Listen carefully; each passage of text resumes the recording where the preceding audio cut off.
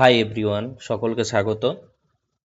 আজকে আমরা যে গ্রুপ ডির পিওয়াই কিউ সেটগুলো করছিলাম লেটেস্ট, অর্থাৎ 2025-এর যে সেটগুলো হয়েছে সেই সেটগুলো নিয়ে আলোচনা করছিলাম। প্রথম সেটটা আলোচনা করেছি, আজকে আমরা দ্বিতীয় সেটটা আলোচনা করব। চলো 27/11/2025-এ যে সেটটা হয়েছিল সেই সেটটা নিয়ে আলোচনা করি। চলো তাহলে শুরু করা যাক। প্রথম অঙ্কটা কি রয়েছে? প্রথম অঙ্কটা রয়েছে tan a equal to 1। tan a is equal to 1। tan a 1 মানে কি? এ কোণটার মান কত হচ্ছে? 45 ডিগ্রি। তাহলে এখন সাইন এ প্লাস কস এর মানটা বের করতে হবে। সাইন এর মান কত? Sign 45 degree. কস এ মানে কস 45 ডিগ্রি। সাইন 45 এর মান কত? 1/√2। কস 45 মানে 1/√2। দুজনের মান হচ্ছে 1/√2 করে, তাহলে এটা 2/√2, দ্যাট ইজ √2 হচ্ছে অ্যান্সার। তাহলে অ্যান্সার হচ্ছে সি। এখানে ট্যান এ মানে কত? 1 মানে হচ্ছে এ কোণটা হচ্ছে 45 ডিগ্রি, এইটুকু জানলেই হবে। চলো তাহলে পরের অঙ্কটা দেখা যাক। পরের অঙ্কটা কি বলেছে? বলছে অমল বিনিয়োগের বাজার মূল্য 2021 সালে ধারাবাহিকভাবে 5%, 2022 সালে 6%, 2023 সালে 10% বৃদ্ধি পায়। প্রাথমিক মূল্য কত বলেছে? 5,50,000। তবে 2023 সালের শেষে এর মূল্য কত হবে? খুবই একটা ভালো অঙ্ক। এই ধরনের অঙ্ক কিন্তু থাকেই গ্রুপ ডি বা এনটিপিসি বা এএলপি, যে কোনো জিনিসেই থাকে, যে কোনো পরীক্ষাগুলোতেই থাকে রেলের।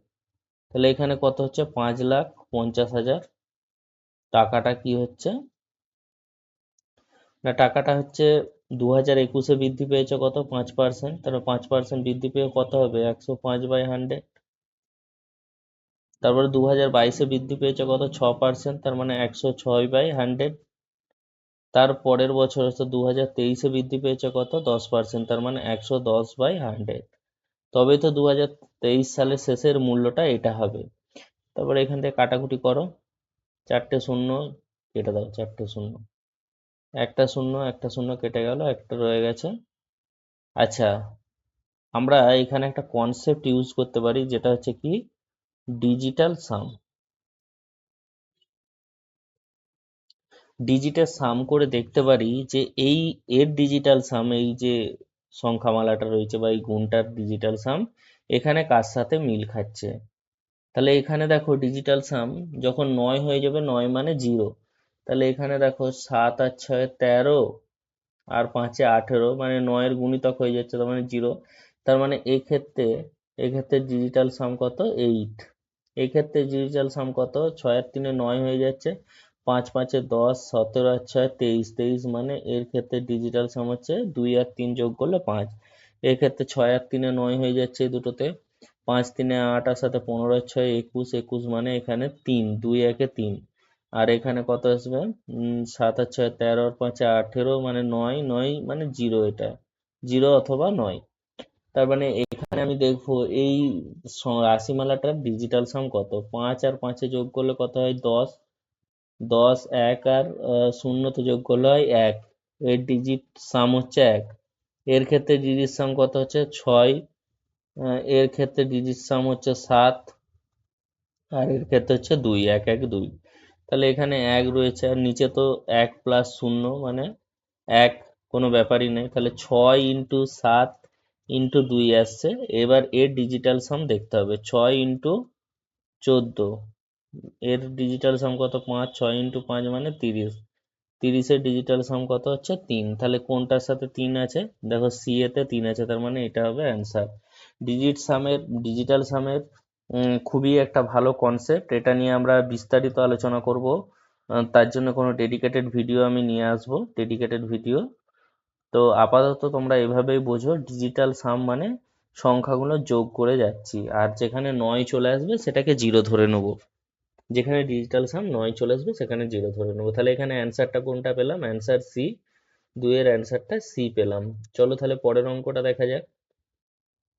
পরের অঙ্কটা দেখো, পরের অঙ্কটা বলেছে একটা সিম্পলিফিকেশন দিয়েছে, সরল করতে দিয়েছে। আমরা এখানে রুলটা কি জানি? বদমাস রুল, BODMAS। বদমাস রুল। বি হচ্ছে ব্র্যাকেট, ও হচ্ছে অফ, ডি হচ্ছে ডিভিশন, এম হচ্ছে মাল্টিপ্লিকেশন, এ হচ্ছে অ্যাডিশন, আর এস হচ্ছে সাবট্রাকশন। তাহলে দেখো প্রথমে যদি আমরা এই জায়গাটা করি তাহলে কি হবে, ব্র্যাকেটের কাজটা করো 2, তার মানে 3 × 2, এখান থেকে 2 পেয়ে গেলাম। তারপরে ভাগের কাজটা করা হবে 18/2, এটা ইন্টু থাকবে +4 এখানে। তার মানে এটা গুণ করলে কাটাকুটি করলে 9, 3 লং 27, 54, 54 আর 4 কত হচ্ছে, এইটা থেকে আমরা কত পেলাম, 58 পেয়ে গেলাম এখানটা থেকে। তারপরে এই ব্র্যাকেটটার কাজ করো, এখানে কত হচ্ছে, 5 থেকে 2 বিয়োগ করলে 3, 4 থেকে 3 বিয়োগ করলে কত হচ্ছে 1, তার মানে এখানে ভাগটা আগে হবে 2 + 1, 3 মাইনাস, তার মানে এখানে 2, তা 3 - 2 1 + 1 2, তাহলে 4 - 2, 4 থেকে 2 বিয়োগ করলে 2, তার মানে 58, এইদিকে 2 প্লাস হচ্ছে 58, তার মানে এখানে আসবে 60, তার মানে এখানে 60। সবসময় বদমাস রুলটা ফলো করতে হবে সিম্পলিফিকেশনের ক্ষেত্রে। বদমাস রুল ফলো করে আমরা কি করব, অ্যান্সার গুলো বের করব। সিম্পল অঙ্ক সিম্পলিফাই করছে, অ্যান্সার হচ্ছে 60। পরের অঙ্কটা দেখো, বলছে দুটো পাইপ এ আর বি যথাক্রমে 18 ঘন্টা 24 ঘন্টায় পূর্ণ করতে পারে।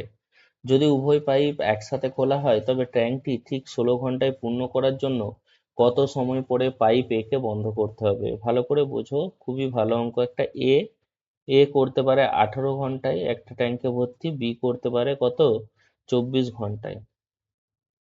তাহলে টোটাল ট্যাঙ্কটা কত যদি ধরি, এদের এলসিএম বের করো, 72 বের করলাম, 4 × 18 = 72, 3 × 24 = 72। এটা হচ্ছে টোটাল কত অংশ রয়েছে ট্যাঙ্কটা যেটা পূর্ণ করছে। এ কি করছে, 1 ঘন্টায় 4 অংশ পূর্ণ করছে, এর এফিসিয়েন্সি 4, বি এ হচ্ছে 1 ঘন্টায় 3 অংশ পূরণ করছে। এবার টোটাল যে ট্যাঙ্কটাকে বলেছে 16 ঘন্টায় পূর্ণ করতে হবে, টোটাল যে এখানে এটা হচ্ছে 16 ঘন্টা, কিন্তু এখানে কি বলেছে, এ কে একটা সময় পর বন্ধ করে দিতে হবে। তাহলে বি কি করছে, বি পুরো এই 16 ঘন্টায় কাজ করছে, আর এ কিছু সময় পর ধরো এই জায়গায় কোথাও বন্ধ হয়ে গেছে, সেই সময়টা আমাকে নির্ণয় করতে হবে। এখানে বি যদি পুরো 16 ঘন্টা কাজ করে, বি এর ক্ষেত্রে কি হচ্ছে, বি এর এফিসিয়েন্সি কত, 3, তাহলে 3 × 16 অর্থাৎ 48 অংশ সে পুরো একাই পূরণ করছে কে, বি। তাহলে বাকি থাকছে কত, বাকি থাকছে 72 হচ্ছে টোটাল, সেখান থেকে 48 বিয়োগ করো, বাকি থাকছে কত, 24 ইউনিট বা 24 অংশ। সেই 24 অংশ কাকে পূরণ করতে হবে, এই এ কে পূরণ করতে হবে। এ 1 ঘন্টায় কত করছে, 4 অংশ, তাহলে 24 অংশ পূরণ করতে তার সময় লাগবে কত, 4 দিয়ে ভাগ করো, 6 ঘন্টা, 6 আওয়ার্স। তার মানে কি, এ 6 ঘন্টা কাজ করেছে, তার মানে এ কে 6 ঘন্টা পর বন্ধ করে দিতে হবে, বাকি তারপরে বি কাজ করবে। অর্থাৎ এ আর বি টোটাল এই অংশটা কাজ করছে 6 ঘন্টা, তারপরে বি এটা হচ্ছে টোটাল যে অংশটা কাজ করছে 48 অংশ, মানে টোটাল 16, তার মানে এখানে হচ্ছে 10 ঘন্টা বি একা করছে। তাহলে এখানে যে কনসেপ্টটা ক্লিয়ার হলো, এটা ভালো করে আরো একবার আমি বুঝিয়ে দিচ্ছি। এ আর বি এর এফিসিয়েন্সি আমরা পেয়ে গেছি, এবার বলেছে টোটাল যে ট্যাঙ্কটা রয়েছে সেটা 16 ঘন্টায় পূর্ণ করতে হবে। এবার 16 ঘন্টায় পূর্ণ করতে হলে বলছে এ কে কত ঘন্টা কাজ করার পর বন্ধ করে দিতে হবে, তার মানে এ পুরোটা কাজ করছে না, তার মানে বি পুরো 16 ঘন্টা কাজ করছে। বি পুরো 16 ঘন্টা কাজ করলে বি 1 ঘন্টায় 3 অংশ ভর্তি করে, তার মানে 16 ঘন্টায় সে 48 অংশ ভর্তি করে ফেলছে। বাকি থাকছে কত, 72 থেকে 48 বিয়োগ করলে 24, এই 24 অংশটা কে করছে, এ করছে। এ 1 ঘন্টায় কত করে, 4 অংশ, তার মানে এ 6 ঘন্টা নিচ্ছে, তাহলে একে 6 ঘন্টা পর বন্ধ করে দিতে হবে। বোঝা গেল? তাহলে এখানে অ্যান্সারটা কি পেলাম আমরা, অ্যান্সার পেলাম বি, 6 ঘন্টা। চলো পরের অঙ্ক দেখবো। পরের অঙ্কটা বলেছে the number of prime numbers lying between 374 and 384, 374 এবং 384-র মধ্যে কতগুলি মৌলিক সংখ্যা রয়েছে। এটা নির্ণয় করতে গেলে আমাকে 374 আর 84-র মধ্যে সংখ্যাগুলোকে দেখতে হবে। তাহলে এখান থেকে আমি কি পাবো, 375, 376, 377, 378, 379, 380, 381, 382, 383, 384, 385, সরি 384, তো এখানে 84 নেওয়ার দরকার নেই, এই দুটো নেওয়ার দরকার নেই। মানে এইখান থেকে 75, তার মানে 7 আর 5 12 আর 3 15, এটা দেখো 3 দ্বারা ভাগ হয়ে যাবে। এখানে তো 6 আছে মানে এটা 2 দ্বারা ভাগ হয়ে যাবে। এখানে 8 আছে মানে 2 দ্বারা ভাগ হয়ে যাবে। 0 আছে মানে 2 দ্বারা ভাগ হয়ে যাবে। 82 আছে মানে 2 দ্বারা ভাগ হয়ে যাবে।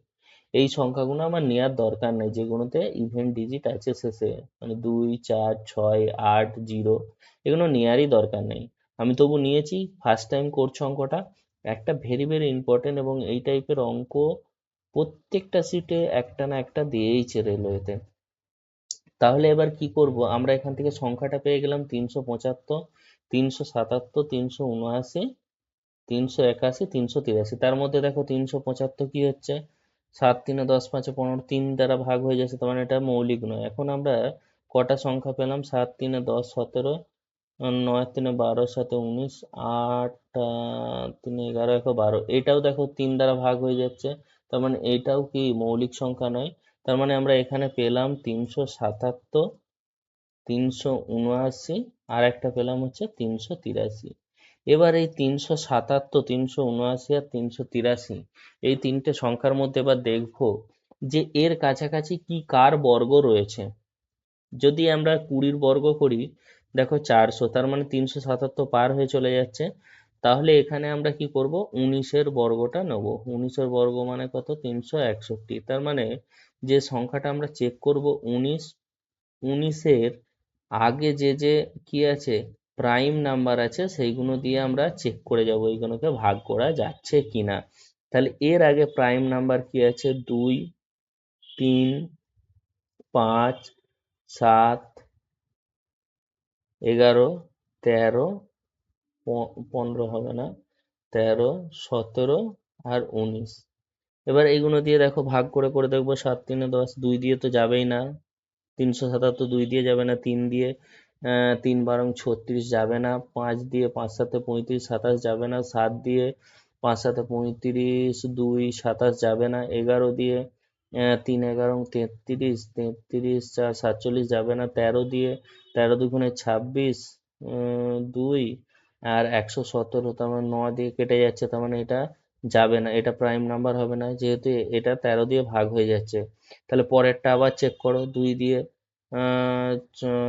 2 দিয়ে কাটবে না, 3 3 11 33 33 4 কাটবে না, 5 দিয়ে 5 7 35 2 কাটবে না, 7 দিয়ে 35 2 কাটবে না, 11 দুগুণে 22 16 কাটবে না, 13 দিয়ে কাটবে না, 17 দিয়েও কাটবে না, 19 দিয়েও কাটবে না। তার মানে এটাও চেক হয়ে গেল, তার মানে এইটা হচ্ছে একটা প্রাইম নাম্বার। দ্বিতীয়টা দেখো, 2 দিয়ে কাটবে, 19 দুগুণে 38, 3 হবে না, 3 দিয়ে কাটবে না, 5 দিয়ে 5 7 35, 3 33 কাটবে না, 7 দিয়েও কাটবে না, 11 দিয়েও কাটছে না, 13 দুগুণে 26 কাটবে না, 17 দিয়ে কাটছে না, 19 দুগুণে 38 কাটছে না। তার মানে কি, এই দুটো আমরা প্রাইম নাম্বার পেয়ে গেলাম, 379 আর 383। তাহলে এখানে প্রাইম নাম্বারের সংখ্যা কত, দুটি।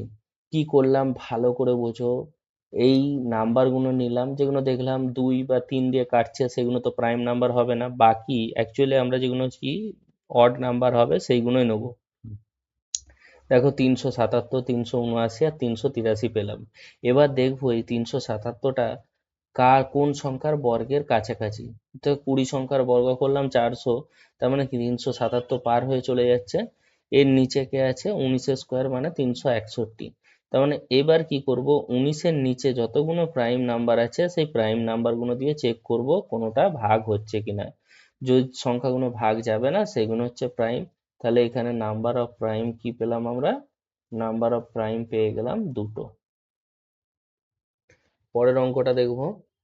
পরের অঙ্কটা বলেছে 160 মিটার এবং 140 মিটার দৈর্ঘ্যের দুটি ট্রেন একই দিকে যথাক্রমে 100 কিমি পার ঘন্টা এবং 130 কিমি পার ঘন্টা বেগে চলছে। দ্রুতগামী ট্রেনটি অন্য ট্রেনটিকে পেছন থেকে সম্পূর্ণভাবে অতিক্রম করতে কত সময় নেবে। এই ধরনের অঙ্ক করতে সময়টা অতিক্রম করতে কত সময় নেবে, সেটা হচ্ছে L1 L2 divide by V1 minus V2।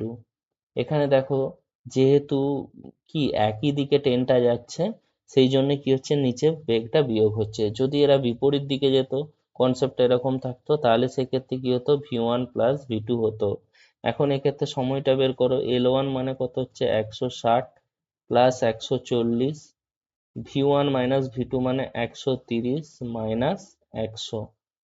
তার মানে এখান থেকে পেলাম উপরে 300, নিচে 30, কিন্তু 30টা কি আছে, কিলোমিটার পার ঘন্টা, এটাকে মিটার পার সেকেন্ড করলে কি হবে, 5-এর 18 দিয়ে গুণ করো, এটা কাট করলে 10, তার মানে 18 into 10 divide by 5, that is 2 36 second.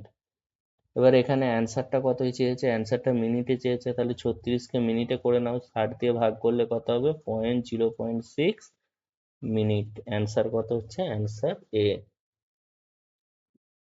পরের অঙ্কটা কি বলেছে, বলছে ভাই তার বোনের থেকে 6 বছরের বড়, বর্তমানে তাদের বয়সের সমষ্টি 38 বছর, এখন থেকে 15 বছর পরে ওই বোনের বয়স কত হবে। যদি বোনের বয়স এক্স হয়, তাহলে ভাইয়ের বয়স কত হচ্ছে, এক্স প্লাস সি, তাদের যোগফল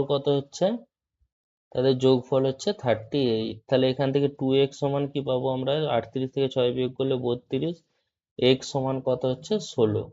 এক্স 16 হচ্ছে বোনের বয়স, এটা বোনের বর্তমান বয়স। তাহলে এস 15 বছর বাদে বলেছে, মানে এর সাথে 15 যোগ করো 31, তাহলে বোনের 15 বছর বাদে বোনের বয়স কত হবে, 31 বছর। পরের অঙ্কটা দেখবো, পরের অঙ্কটা বলেছে একজন শপকিপার মার্কস কি করেছে, প্রাইজের ধার্য মূল্য করেছে একটা পণ্যের 5,670, 28% ছাড় দেওয়ার পরেও তিনি 26% লাভ করছেন, তাহলে পণ্যটির ক্রয় মূল্য কত।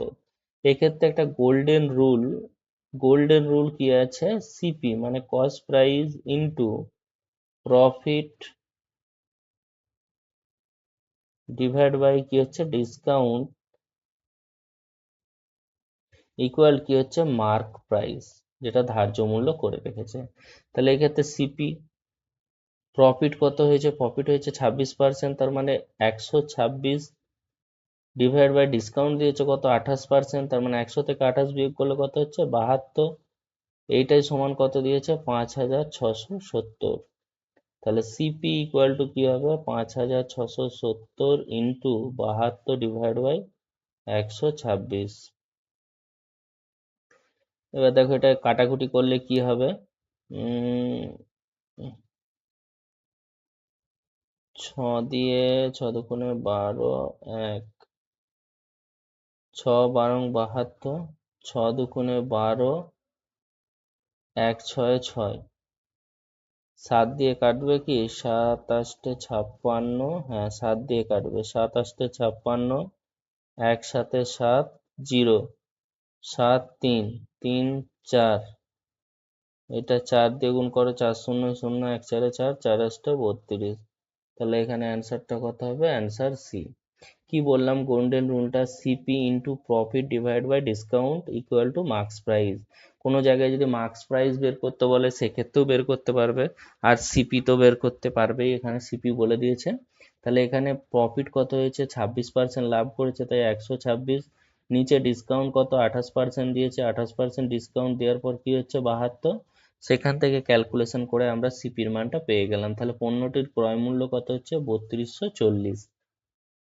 পরের অঙ্কটা দেখবো, পরের অঙ্কটা বলেছে অমিত আর দীক্ষা দুজনে কি একত্রে 15,700 টাকা বিনিয়োগ করেছে একটা ব্যবসায়, বছর শেষে মোট 6,000 লাভের মধ্যে অমিতের লভ্যাংশ ছিল 2100, তাহলে অমিত কত বিনিয়োগ ছিল। এখন দেখো এই ইনভেস্টমেন্ট অঙ্কের ক্ষেত্রে এখানে প্রফিটটা কিরকম ভাব পায়, তারা যে অনুপাতে ইনভেস্ট করে সেই অনুপাতেই প্রফিট পায়। তাহলে এক্ষেত্রে তাদের প্রফিট রেশিওটা যদি আমি বের করি, তাহলে সেক্ষেত্রে অমিত ইজ টু কি হবে, অমিত ইজ টু দীক্ষা, এদের প্রফিট রেশিওটা আমি কি বের করব, অমিত পাচ্ছে 2100 টাকা, এবার টোটাল প্রফিট হচ্ছে 6,000, 6,000 থেকে 2100 যদি বিয়োগ করো, 6,000 থেকে 2100 বিয়োগ করো, সেক্ষেত্রে কত হচ্ছে 3900 হয়ে যাচ্ছে, 3900 টাকা। অনুপাতটা করো 3 দিয়ে 3 7 21, 3 13 39, তাদের প্রফিট রেশিও কি হচ্ছে 7:13। যেটা হচ্ছে কি তাদের ইনভেস্টমেন্ট রেশিও। ইনভেস্টমেন্ট এই অনুপাতেই করেছে তারা। এবার টোটাল ইনভেস্টমেন্ট কি করেছে, 15,700 টাকা। টোটাল ইনভেস্টমেন্ট 15,700 টাকা। ইনভেস্টমেন্টের অনুপাত কি 7:13, তার মানে কি এখানে টোটাল কত 20। তার মানে এটাকে 20 ভাগে ভাগ করো, ভাগ করে কি বলেছে, অমিতের বিনিয়োগ কত ছিল, অমিত তো 7 অংশ বিনিয়োগ করেছে, তাহলে অমিতের 7 দিয়ে গুণ করো, অমিতের অংশটা পেয়ে যাব আমরা। 0 0 কেটে গেল, 2 দিয়ে কি কাটবে, 7 দুগুণে 14, 1 8 দুগুণে 16, 5 দুগুণে 10, 5 7 35, 5 27 56, 3 59, 9 হাতে 5 7 7 49 আর 9 54, তাহলে 5,495। অ্যান্সার হচ্ছে ডি। কি করলাম এখানে, একটা জিনিসই মনে রাখতে হবে, সেটা কি না, সেটা হচ্ছে তারা যে অনুপাতে ইনভেস্ট করবে সেই অনুপাতেই কি প্রফিট পাবে। তাহলে প্রফিট আর ইনভেস্টমেন্ট রেশিও কি হয়, এক হয়। তাহলে এখানে ইনভেস্টমেন্ট রেশিও হচ্ছে 7:13, টোটাল ইনভেস্টমেন্ট করেছে কত, 15,700, তাহলে সেটাকে 20 ভাগ করে আমরা অমিতের অংশটা 7 অংশটা পেয়ে গেলাম, অ্যান্সার ডি। পরের অঙ্কটা কি বলেছে, হচ্ছে প্রতি মিটারে 15 টাকা হিসেবে একটি বর্গাকার মাঠে চারদিকে বেড়া দেওয়ার খরচ হচ্ছে 18,000 টাকা। একটা বর্গাকার মাঠ রয়েছে, বর্গাকার মাঠটা চারপাশটা কি বেড়া দিতে খরচ হয়েছে 18,000 টাকা, কিন্তু প্রতি মিটারে কত টাকা করে খরচ করেছে, 15 টাকা। তার মানে এখান থেকে 1200 মিটার আমি কি পেয়ে গেলাম, 1200 মিটার পেয়ে গেলাম এর পরিসীমা, বর্গক্ষেত্রের পরিসীমাটা। এখন এইটা বলেছে 11 টাকা পার মিটার, পার 100 মিটার হিসেবে খরচ করলে কত টাকা হবে। তার মানে 1200 মিটারকে আমি যদি লিখি 12 × 100 মিটার, আর এই 100 মিটারে কি হচ্ছে 11 টাকা হিসেবে খরচ করেছে, তার মানে 12 × 11, দ্যাট ইজ 132 টাকা হচ্ছে তার খরচ পড়বে বেড়া দিতে, অ্যান্সার ডি। বোঝা গেল ব্যাপারটা, একদমই ইজি অঙ্ক, কিন্তু এই যে ছোট করে একটা ট্রিক দিয়ে দিয়েছে, এগুলো পরীক্ষার খাতায় কিন্তু মাথা গুলিয়ে দেবে এবং ভুল হয়ে যাওয়ার চান্সটা বেশি থাকে। এখানে ফার্স্ট কি করলাম, পরিসীমাটা পেয়ে গেলাম, পরিসীমাটা থেকে আমি কি বের করলাম, পরিসীমাটা থেকে 1200 পেয়েছি, তাহলে 100 মিটারে যদি 11 টাকা করে খরচ হয়, তাহলে 1200 মিটারে টোটাল খরচ হবে 132 টাকা। পরের অঙ্কটা দেখো, a person saves 60% of his income. বলছে এক ব্যক্তি তার আয়ের 60% সঞ্চয় করেন, যদি তার ব্যয়ের পরিমাণ 400 হয় তবে তার আয় কত। আয়ের 60% সঞ্চয় করে, সেভিং করছে কত 60%, তাহলে এক্সপেন্ডিচার কত করবে 40%, মানে খরচ করবে। আর এই 40%টাই কি বলেছে, 400 সমান 10, 410, 40 10 কে 400, তাহলে 100%-এর মান কত, 100 × 10, দ্যাট ইজ 1000। তার মানে কি তার আয় কত, তার আয় হচ্ছে 1000 টাকা। পরের অঙ্কটা দেখো, পরের অঙ্কটা কি বলেছে, এইটা দেখো, এটা ইন্টু এটা, এটা ইন্টু এটা, ডিভাইড বাই এটা আছে। এই ধরনের অঙ্কের ক্ষেত্রে আমরা একটা ট্রিক্স, ধরো a² - b² ডিভাইড বাই, দেখো এইটা আর এইটা বিয়োগ করলে 10,808 হয়, 32,632 থেকে 21,864 বিয়োগ করলে 10,808 হয়। তাহলে এটা হচ্ছে a মাইনাস বি। আমি যদি এটাকে a ধরি আর এটাকে b ধরি, তার মানে কি a² - b², আর এখান থেকে a মাইনাস বি করলে হচ্ছে এইটা আসছে, তার মানে এখান থেকে আমরা কি পাবো, a² - b² সমান কি জানি, a plus B, a minus B, divide by a minus B. তার মানে a minus B, a minus B কেটে গেল, a প্লাস বি পড়ে থাকবে। তাহলে এখানে a প্লাস বি মানে কত হচ্ছে, 32,672টা হচ্ছে a, আর 21,864টা হচ্ছে বি। তাহলে এখান থেকে কি পাবো, 6 7 8 6 13, 3 8 8 6 14, 1 15, 5 2 1 3, 1 4, 3 2 5, তাহলে 54,536। অ্যান্সার কোনটা হবে, তাহলে অ্যান্সার সি। চলো পরের অঙ্ক দেখবো। পরের অঙ্কটা বলেছে, আহ, দুটি সংখ্যার গসাগু 23, তাদের সমষ্টি 161, এই সংখ্যাগুলি সম্ভাব্য জোড় সংখ্যা কয়টি হতে পারে। যদি গসাগু 23 হয়, তাহলে আমি সংখ্যা দুটি ধরে নিতে পারি, একটা হচ্ছে 23x, আর একটা কি 23y। এবার দুটো সংখ্যার সমষ্টি বলে দিয়েছে কত, 161। এখান থেকে আমি কি পেতে পারি, x প্লাস ওয়াই, 23 কমন নিয়ে নাও, তাহলে 161/23, দ্যাট ইজ 7। তাহলে আমরা এখান থেকে কি পাচ্ছি, এক্স প্লাস ওয়াই সমান 7। এবার আমরা এখান থেকে জোড় খুঁজবো, এমন জোড় খুঁজবো যেগুলো হচ্ছে পরস্পর মৌলিক। পরস্পর মৌলিক এমন জোড় খুঁজবো যেগুলো হচ্ছে পরস্পর মৌলিক বা ক্রো প্রাইম বলা হয়। তাহলে দেখো এখানে 1 বসাতে পারি, 6 বসাতে পারি, 7 হবে। 2 বসাতে পারি, 3 বসাতে পারি, 2 বসালে 2 আর 5 বসাতে পারি, 7 হবে। 3 বসালে 3 4 বসাতে পারবো। তারপরে 4 5 সব রিপিট হয়ে যাচ্ছে।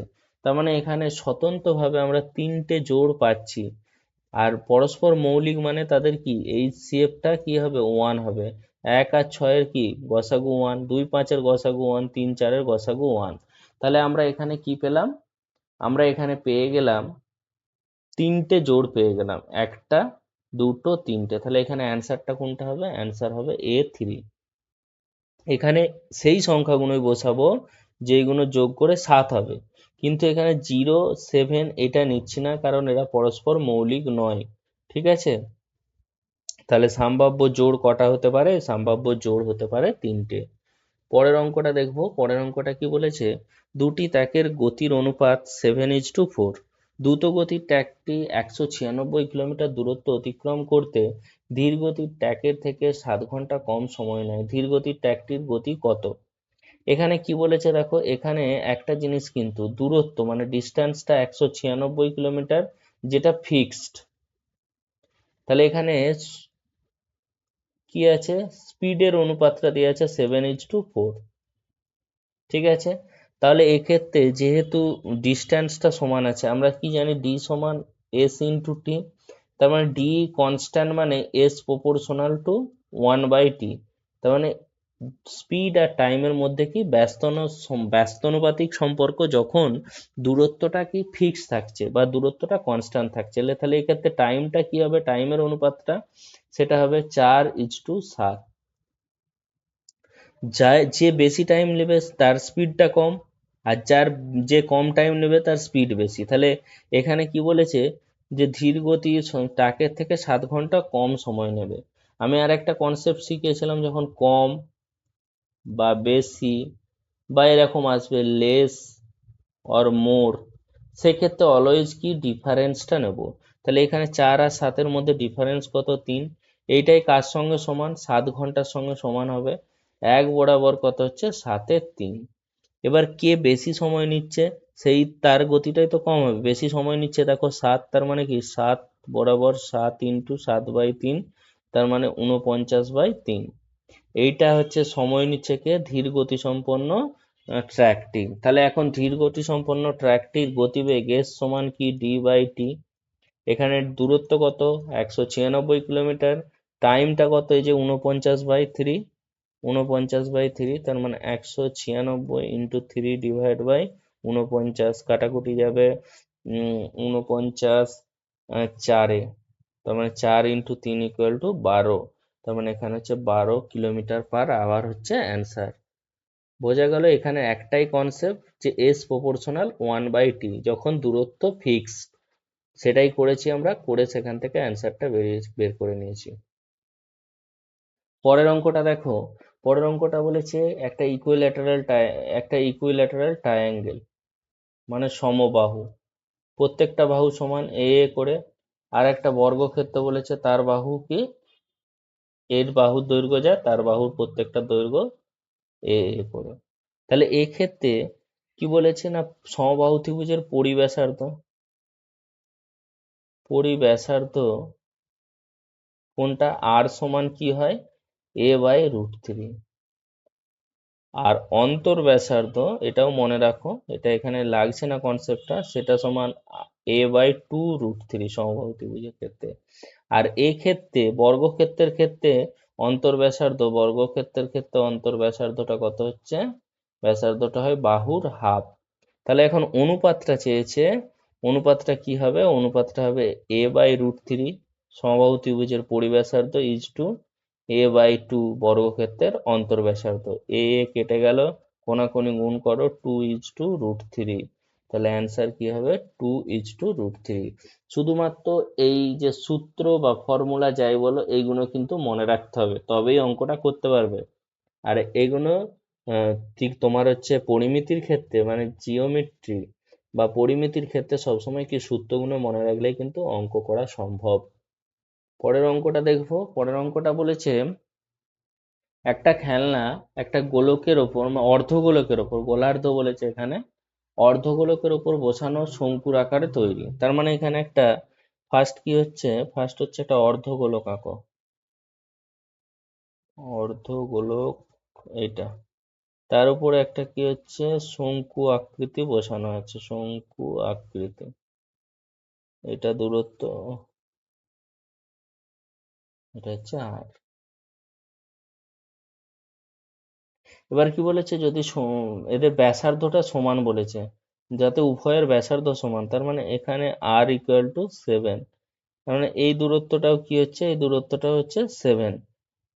এবার এখানে কি বলেছে, শঙ্কু আকৃতির অংশের আয়তন মানে অর্ধগোলকের আয়তনের সমান। এবার অর্ধগোলকের আয়তন কি আমরা জানি, 2/3 পাই আর কিউ। আর শঙ্কুর ক্ষেত্রে আয়তন কত হচ্ছে, 1/3 পাই আর স্কোয়ার এইচ। দেখো এখান থেকে 3 3 কেটে গেল, পাই পাই কেটে গেল, আর স্কোয়ার কেটে আর হয়ে গেল, তাহলে এইচ সমান কি হচ্ছে 2r। 2r মানে এখান থেকে 2 × 7 দ্যাট ইজ 14। তার মানে এই দূরত্বটা আমরা কি পেয়ে গেলাম, 14। আর এখানে 7, তাহলে টোটাল উচ্চতাটা যদি বলে, মোট উচ্চতাটা হচ্ছে H plus R that is 14 plus 7 that is 21। তার মানে এই যে দূরত্ব এটা হচ্ছে 14 আর এটা হচ্ছে 7, তার মানে এখানে হচ্ছে 21 সেমি। তার মানে খেলনাটির মোট উচ্চতা হচ্ছে 21 সেমি। পরের অঙ্কটা কি বলেছে, বলছে একটি ওয়াশিং মেশিনের দাম একটি টিভির দামের তুলনায় 40% কম। যদি ওয়াশিং মেশিনের দাম 52% বৃদ্ধি পায় এবং টিভির দাম 76% হ্রাস পায়, তবে 5টি ওয়াশিং মেশিন এবং 2টি টিভির মোট দামের শতাংশ পরিবর্তন কত? এখন এখানে রয়েছে টিভি আর এটা হচ্ছে ওয়াশিং মেশিন। টিভির দাম যদি 100 টাকা হয়, তাহলে টিভির দামের তুলনায় 40% কম হচ্ছে ওয়াশিং মেশিন, তার মানে 60 টাকা। এখন দুটো টিভি নেওয়া হয়েছে মানে 200 টাকা, আর এখানে 5টা ওয়াশিং মেশিন নেওয়া হয়েছে মানে 5×30 300 টাকা। তাহলে এই দুজনের যোগফল টোটাল যে টাকাটা কত লাগছে, 500 টাকা। 300 আর 200। এবার বলছে টিভির দামের কি হয়েছে, টিভির দামে 76% হ্রাস পেয়েছে। তাহলে এখানে 76% হ্রাস পেয়েছে, তার মানে এখানে কি হয়েছে, 76 দুগুণে 6 দুগুণে 12 2 7 দুগুণে 14 15, 152 টাকা কি হয়েছে টিভির দামে হ্রাস পেয়েছে ওভারঅল। আর এতে হ্রাস পেয়েছে কত, এতে বৃদ্ধি পেয়েছে কত, 3 দুগুণে 6 3 5 15, 156 টাকা বৃদ্ধি পেয়েছে। এই টাকাটা হ্রাস পাচ্ছে ওভারঅল, কিন্তু এই টাকাটা বৃদ্ধি পেয়েছে, তার মানে কি টোটাল 4 টাকা বৃদ্ধি পেয়েছে। 4 কি হচ্ছে, বৃদ্ধি হচ্ছে, কিন্তু এই 4 বৃদ্ধিটা কার উপর হয়েছে, টোটাল যে দামের পরিবর্তনটা কি হয়েছে, 4 টাকা বৃদ্ধি পেয়েছে। তাহলে 4 টাকা বৃদ্ধি পেয়েছে কত, 500-র উপরে। তাহলে 100-র উপরে কত বৃদ্ধি পেয়েছে, দ্যাট ইজ 0.8% ইনক্রিজ হয়েছে। অ্যান্সার কি হবে, অ্যান্সার হবে সি। কিছুই নাই, সিম্পল অঙ্ক। এই ধরনের অঙ্ক সেট ওয়ানেও একটা ছিল। সেট ওয়ান মানে দুটো জায়গাতে কমন এসছে অঙ্কটা। চলো পরের অঙ্কটা দেখি। পরের অঙ্কটা বলেছে কোনো পণ্যের মার্কস প্রাইস 3650, তা 730 টাকা দামে বিক্রি করা হয়েছে, তাহলে ডিসকাউন্টের শতাংশ কত? মার্কস প্রাইস কত দিয়েছে, 3650, আর সেলিং প্রাইস কত, 730। তাহলে ছাড় দেওয়া হয়েছে কত, কত টাকা ছাড় দেওয়া হয়েছে, 0 3 2 7 কয় 16 9 7 16 2920 টাকা কি হয়েছে, ছাড় দেওয়া হয়েছে। তাহলে 2920 টাকা ছাড় দেওয়া হয়েছে কত মার্কস প্রাইসের ওপর, 3650 ইন্টু 100, তাহলে কত পার্সেন্ট ছাড় দেওয়া হয়েছে বোঝা যাবে। এখন এটা কাটাকুটি করো, 0 0 কেটে গেল, 5 দিয়ে কি কাটবে, 5 5 এ 25, হ্যাঁ কাটবে, 5 7 এ 35, 3 5 এ 15, 5 5 এ 25, 25 4 42 5 8 40 2.5 4 20 একটা শূন্য কাটো, এটা উঠ করিয়ে দাও, এটা দেখো 8 দিয়ে কেটে যাচ্ছে, তার মানে এখান থেকে কি পেলাম 80। তার মানে কি তার ডিসকাউন্ট কত শতাংশ দিয়েছিল? 80% ডিসকাউন্ট দেওয়া হয়েছিল। পরের অঙ্কটা কি বলেছে, এক শপকিপার বলছে একজন দোকানদার একটি বস্তু 85 টাকা 50 পয়সায় বিক্রি করে 12.5% লাভ করেন। তিনি যদি সেটি 81.70 টাকায় বিক্রি করতেন, তবে তার লাভ আর ক্ষতির অংশ কত? এখন 12.5% কি হচ্ছে? লাভ। 12.5% লাভ মানে 12.5% সমান আমরা কি জানি? 1/8। তার মানে সিপি আর যদি এসপি বের করি এখানে অনুপাতটা, তার মানে কি হচ্ছে, যদি সিপি 8 টাকা হয়, এসপি 9 টাকা, তবেই 12.5% লাভ হবে। এখন বিক্রয় মূল্য মানে এসপিটা বলে দিয়েছে কত? 85.50। এর সঙ্গে কত গুণ করলে? 9 লং 81, 4 45.5, 9.5। তাহলে এর সঙ্গেও 9.5 গুণ করো, তার মানে 8 5 8 40, 8 লং 72, 4 76। তার মানে আমরা কস্ট প্রাইস পেয়ে গেলাম 76। এবার বলছে যদি এটাকে এখন 81.70 টাকায় বিক্রি করা হয় তাহলে লাভ কত? এখানে 76 টাকা কস্ট প্রাইস আর সেলিং প্রাইস কত? 81.70। তাহলে এখানে লাভ হচ্ছে 5.7। তাহলে এখানে লাভ হয়েছে 5.7 টাকা। তাহলে লাভ 5.7 কতর উপরে? 76 ক্রয় মূল্যের উপরে ইন্টু 100%। এখানে দশমিকটা তুলে দাও, একটা শূন্য কেটে দাও। 3 19 57, 4 19 76, 4 আড়াই 10, তাহলে 3 5 15, 3 2 6 1 7, 7.5% কি হয়েছে? প্রফিট হয়েছে। তাহলে অ্যান্সার হচ্ছে সি।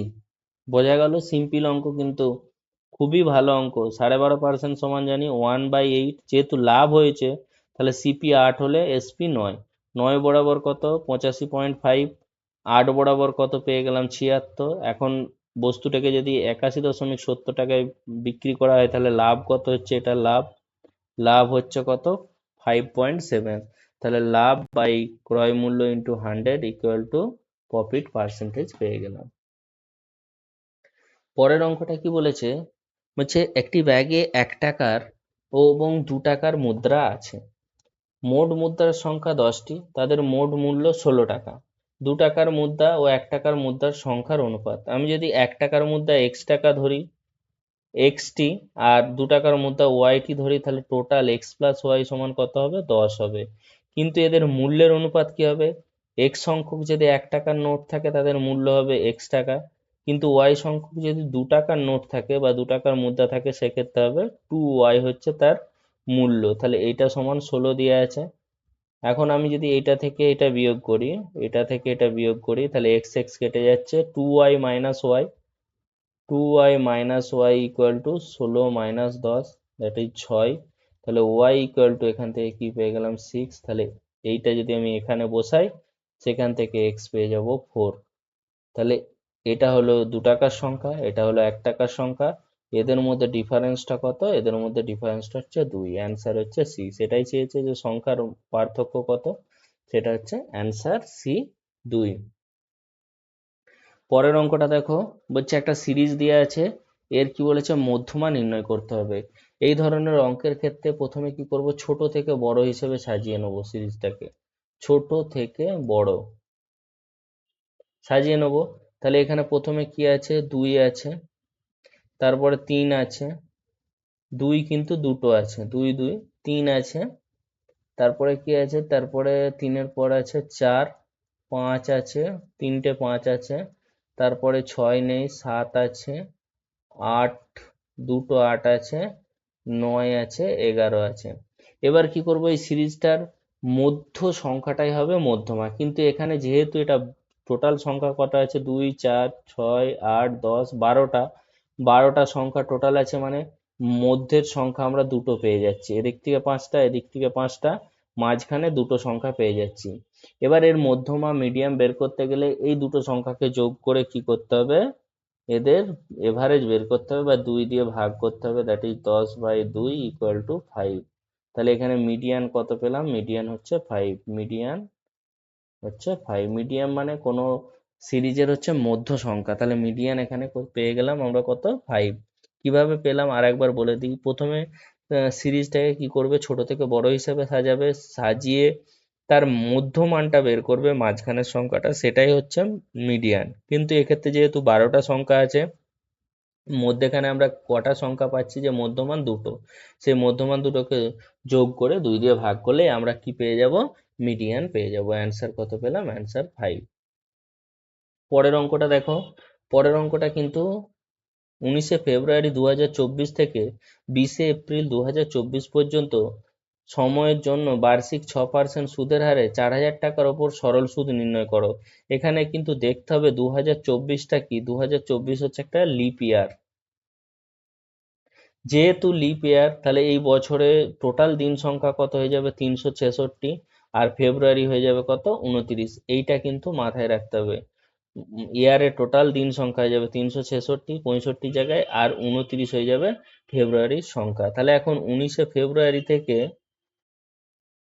20শে এপ্রিল এর মানটা কত, ফেব্রুয়ারিতে 10 দিন, মার্চে 31 দিন, প্লাস এখানে 20 দিন, মানে 30, 30, 60, 61 দিন টোটাল। তাহলে এবার আমরা ইন্টারেস্টটা বের করবো কত, আই সমান কি, PRT 100, তাহলে 4,000 টাকা, আর কত বলেছে 6%, টি কত বলেছে 61/366। এটা বছর করে নিলাম, এটা তো ডে, সেটাকে বছরে করে নিলাম, ডিভাইড বাই 100। এটা কেটে গেল, 61, 6, 6, 6 কেটে গেল, তাহলে এখান থেকে কি পাবো, 40 পেলাম। তাহলে সুদ কত হবে, সুদ হচ্ছে 40 টাকা। কিছুই না, এখানে কনসেপ্ট হচ্ছে যে এয়ারটা দিবে, সেই এয়ারটা দেখতে হবে লিপ এয়ার কিনা। লিপ এয়ার হলে এয়ারটা 366 হবে, আর ফেব্রুয়ারিটা হবে 29 দিনের, সেটা ক্যালকুলেট করলেই অঙ্কটা হয়ে যাবে। কিন্তু এটা খুব ইম্পর্টেন্ট অঙ্ক, মাথায় রাখবে, এরকম ট্রিকি অঙ্কই কিন্তু পরীক্ষায় আসবে। চলো পরের অঙ্কটা দেখি। পরের অঙ্কটা কি বলেছে, যে এ এবং বি একত্রে একটি কাজ 6 দিনে করতে পারে, বি একা সেই একই কাজ 15 দিনে করতে পারে। এ একা ওই কাজের দ্বিগুণ কাজ কতদিন সময় নেবে। দেখো এখন এ প্লাস বি বলেছে কত দিনে করবে, 6 দিনে করতে পারে। বি যদি একা কাজ করে 15 দিনে করতে পারবে। তাহলে টোটাল ওয়ার্কটা বের করে নিই এখান থেকে, এলসিএম করে, 15 দুগুণে 30, 30টা হচ্ছে টোটাল ওয়ার্ক। এ প্লাস বি এর এফিসিয়েন্সি 5×6 = 5, আর বি এর ক্ষেত্রে হচ্ছে 2। তাহলে এখান থেকে এ প্লাস বি এর এফিসিয়েন্সি কত পেলাম, 5, আর বি এর হচ্ছে 2। তাহলে এ এর কত, এর 5 - 2, দ্যাট ইজ 3। এবার কি বলেছে, এর দ্বিগুণ কাজ, 30 × 2 এর দ্বিগুণ কাজ। এ কতদিন কাজ সময় করতে পারবে, এ একদিনে কত করে, 3 অংশ, তাহলে 3 দিয়ে ভাগ করো, টোটাল কত হচ্ছে, 20 দিন লাগাবে। এর 20 দিন সময় নেবে এ ওই কাজের দ্বিগুণ কাজ করতে, এ 20 দিন সময় নেবে। এই অঙ্কগুলো খুবই ভালো, আমি এলসিএম মেথডটাই প্রেফার করি বেস্ট। তাহলে এ প্লাস বি 6 দিন, বি 15 দিন, এলসিএম করলাম, এটা হচ্ছে টোটাল ওয়ার্ক। এখান থেকে এ প্লাস বি এর এফিসিয়েন্সি পেয়ে গেলাম 5, আর বি এর পেয়ে গেলাম 2। সেখান থেকে এ এর এফিসিয়েন্সিটা পেয়ে গেলাম 3। দ্বিগুণ কাজ মানে 30-এর দ্বিগুণ 2, সেই কাজটা এ কত দিনে করবে, এ এর এফিসিয়েন্সি দিয়ে ভাগ করলাম, 20 দিনে করবে। অ্যান্সার এ। পরের অঙ্কটা কি বলেছে, রাজীব এবং সচিন যথাক্রমে 160 টাকা, 1690 টাকা বিনিয়োগ করে একটি ব্যবসা শুরু করেন। তাদের অর্জিত লাভে রাজীবের অংশ যদি 720 টাকা হয়, তবে তারা একত্রে মোট কত টাকা লাভ করেছেন। দেখো এখানে যে অনুপাতে তুমি টাকা, মানে টাকা ইনভেস্ট করবে, সেই অনুপাতেই প্রফিট পাবে। তাহলে এখানে রাজীব আর সচিন, তাহলে এ করেছে 160 টাকা, আর এ করেছে 1690 টাকা। তাহলে এদের অনুপাতটা কত পেলাম, 16:169। ঠিক আছে, এটা অনুপাত পেয়ে গেলাম। এটাই ইনভেস্টমেন্ট রেশিও, এটাই প্রফিট রেশিও। ঠিক আছে, এবার রাজীবের কত অংশ পেয়েছে বলছে, 720 টাকা। তাহলে 16 বরাবর কত, 720-র সঙ্গে সমান। 16 বরাবর 720 হলে 1 বরাবর কত, 16 দিয়ে দেখো, 4×64, 80, 5×80, তাহলে 1 বরাবর মানটা কত পেয়ে গেছি আমরা, 45। এবার বলছে টোটাল প্রফিট, টোটাল প্রফিটটা কত, টোটাল প্রফিটের অনুপাত তো এটা, 16×169, তাহলে টোটাল প্রফিট 169 + 16 সমান কত হচ্ছে, 185।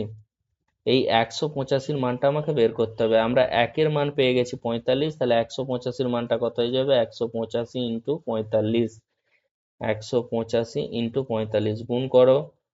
5 5 25-এর 5, 5 8 90, 92, 4 5 20, 0, 4 8 32, 34-এর 4 3, 4 3-এর 7, 5 2, 9 4 13 3, 7 1 8, তার মানে 8325। এটা হচ্ছে অ্যান্সার, 8325। এই অঙ্কগুলোর ক্ষেত্রে একটাই কনসেপ্ট, যেটা কি হচ্ছে না, যেটা হচ্ছে যে অনুপাতে টাকা ইনভেস্ট করা হবে সেই অনুপাতেই প্রফিট পাবে।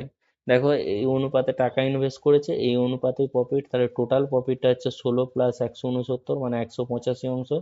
আমরা এক অংশের মানটা পেয়ে গেছি, দ্যাট ইজ 45, আর 185 অংশের মানটাও পেয়ে গেলাম, দ্যাট ইজ 8325।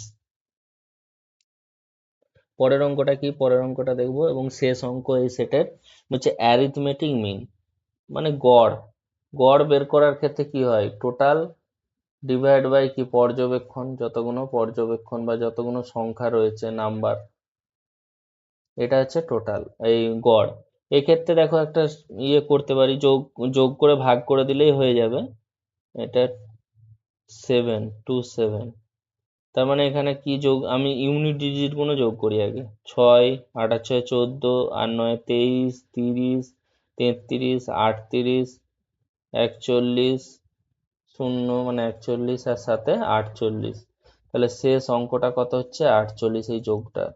এবার এখানে সংখ্যা কটা আছে? 1টা 2টো 3টে 4টে 5টা 6টা 7টা 8টা 9টা।